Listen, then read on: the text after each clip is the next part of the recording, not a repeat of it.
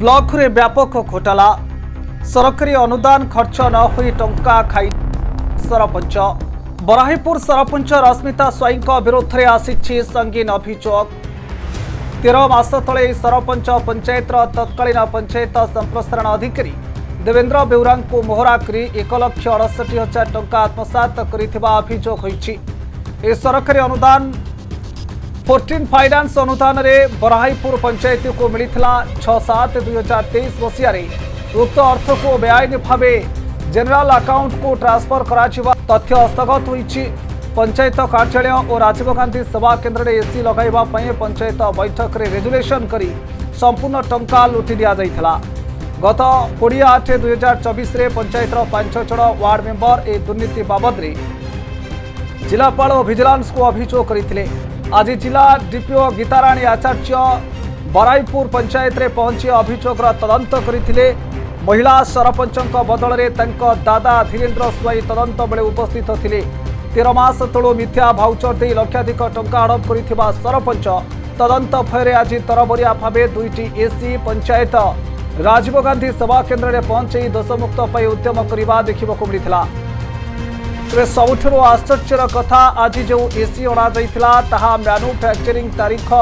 चलित 2024 मसीहा जुलाई मास बोली जनापड़ी। 13 मास तलू कागज पत्र मिछ एसी लगा दर्शाई शासक दलर जड़े सरपंच सरकारी अर्थ हड़प करने चित्र एवं स्पष्ट हो जाइछि। सरकारी अर्थ तुषारपात घटना संपृक्त सरपंच विरोध में दृढ़ कार्यानुष्ठान दाबी होइछि।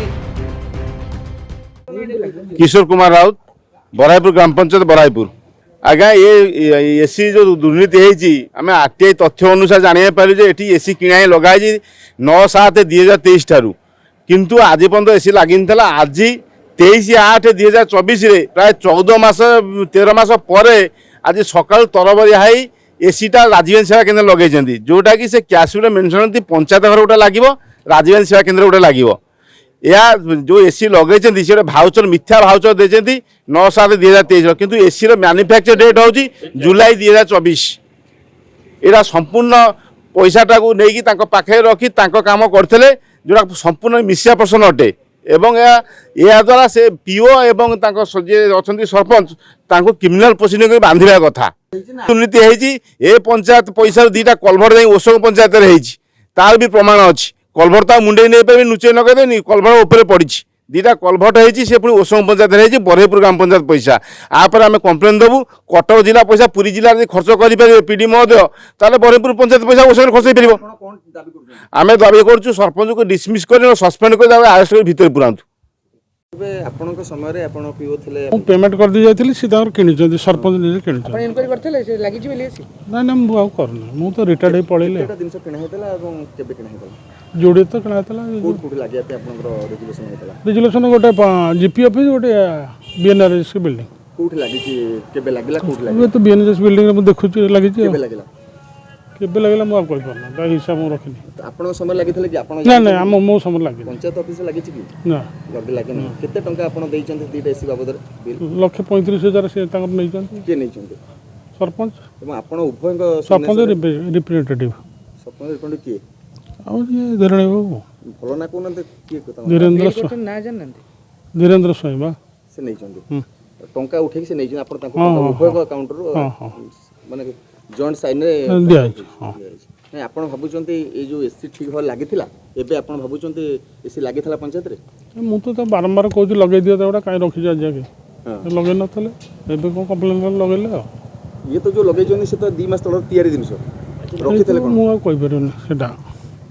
तार मैन्युफैक्चरिंग कोन भलो मन आपन भाबुचंती ठीक दिन सही छि पंचायत रे आपन को समय रे आपन जो जोटा तो आपन मन सरकार जो पैसा देले ठीक भार विनियोग होई छि आपन माने देखुचंती आ मु कोन कहि आदरे आपण कहबे ना आपण को सरकार दायित्व ना सरकार मु कोन तार मैन्युफैक्चरिंग केते केबे कोन हे गला आपण पैसा देले सरकार आपण 300 किनिलेनी एवं एबे जो लागु से तो ना ठीक केन देबो जे आगुर लागि थांदा ताले डीपीओ इंचार्ज कटक रो आछि